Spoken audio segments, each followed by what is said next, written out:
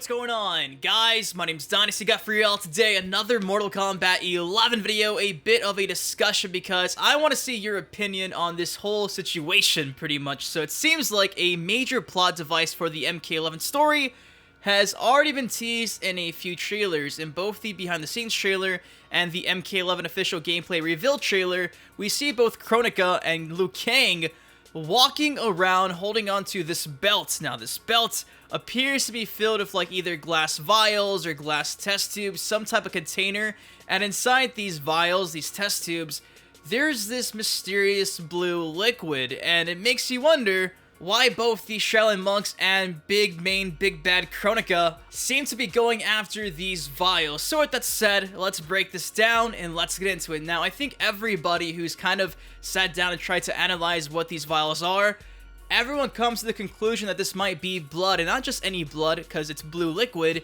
It's probably the blood of Garrus. Now, when you play against Garrus or you use Garrus in Mortal Kombat 11, every time he gets hit, there's just blue blood everywhere. I'm showing you guys some clips right here. You can see during the brutality, he's just oozing this blue blood. With him being the, I guess you can say, the slave, the lackey for Kronika, maybe Kronika infused him with whatever this blue liquid is, hence why when he gets his ass kicked, it just like oozes out of his body. So maybe this blue stuff gives you like immortality, gives you the ability to obviously freeze time, just like Kronika. We see inside this clip that he can freeze the Shaolin monks and they're about to attack him, so maybe she infused him with like this blood of the Elder Gods or this like magical potion that's blue, and that's just how Garrus can do everything we see inside his move list. Inside the intro, he comes back to life, all that crazy time-bending stuff that Garrus has that, you know, clearly comes with being the lackey for a god or whatever Kronika is. So maybe that's what's inside the vials. Now, inside the scenes, we see one scene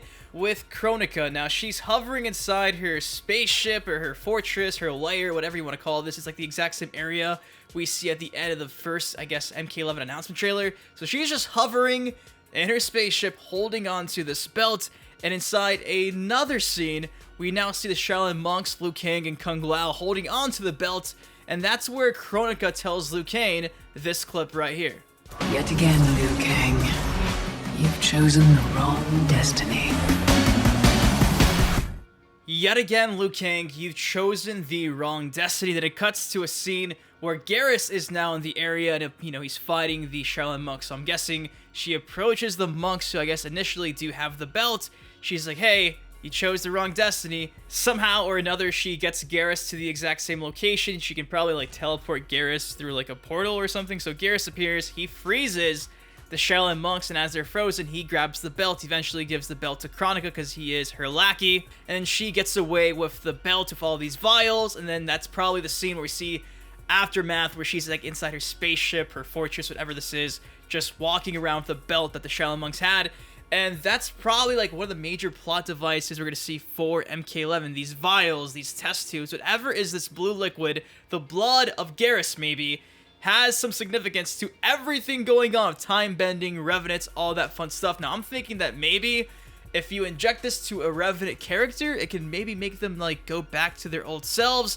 Hence why we get a scene of the revenant monks going up against like the regular versions of themselves from another timeline. We get to see Liu Kang fight against revenant Liu Kang, Kung Lao fight against revenant Kung Lao. These fights between the Shaolin monks and the revenant versions of the Shaolin monks, it's, you know, it's even taking place in the same area that Kronika and Garrus eventually step in. So maybe they're just about to kick the ass of the revenants and they're about to inject them, and that's when Kronika appears and she's like, hey Liu Kang, you're picking the wrong destiny again, and etc, etc, etc. So maybe this has something to do with saving the current revenant characters because, you know, Quan Chi's dead.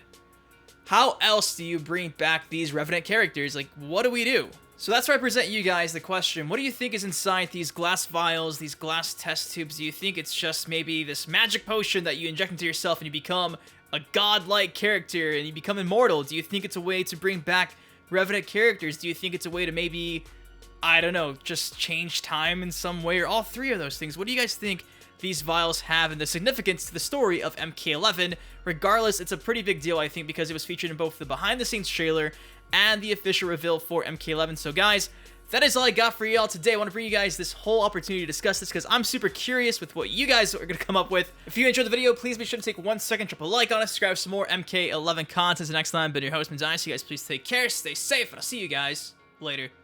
Peace. It all started in 92, dressed in all blue with some of the best fighting moves. I was also born in 92, oh shit. Dynasty, pay attention to where I go with this. I didn't die in the events of the first game, that's the only difference. Here to hang like a rope